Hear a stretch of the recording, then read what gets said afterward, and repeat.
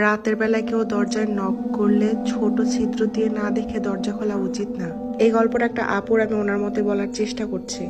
আমার মামিদের ওখানে পরিবেশটা ছিল গ্রামের মতো। আমার মামা প্রতিদিন দেরি করে বাড়ি ফিরতো, আর আমার মামি টিউশন করাতো। একদিন মামার কাজ শেষ করতে অনেক দেরি হয়ে গিয়েছিল। মামি অপেক্ষা করতে করতে কখন যেন ঘুমিয়ে যায়। হঠাৎ দরজায় খটখট শব্দে মামির ঘুম ভাঙে। ঘড়ির দিকে তাকিয়ে দেখে রাত 3টার মতো বাজে। মামাতো বোনের পরীক্ষা থাকায় সে ওই রাতে জেগেছিল। দরজার খটখট শব্দে মামি বিরক্ত হয়ে মামাতো বোনকে বলল, এতক্ষণ ধরে দরজার শব্দ হচ্ছে, দরজাটা খুলতে পারিস না? এই বলে মামি নিজেই উঠে গেল দরজা খুলতে।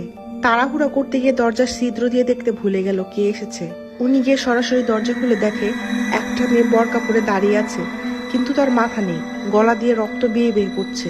এই অবস্থা দেখে মামি জ্ঞান হারিয়ে ফেলে। এতক্ষণে আমার মামাতো বোনও কিছু বুঝতে পারে না। পড়া শেষ করে যখন ওয়াশরুমের দিকে যাবে, তখন দেখে মামি ফ্লোরে পড়ে আছে।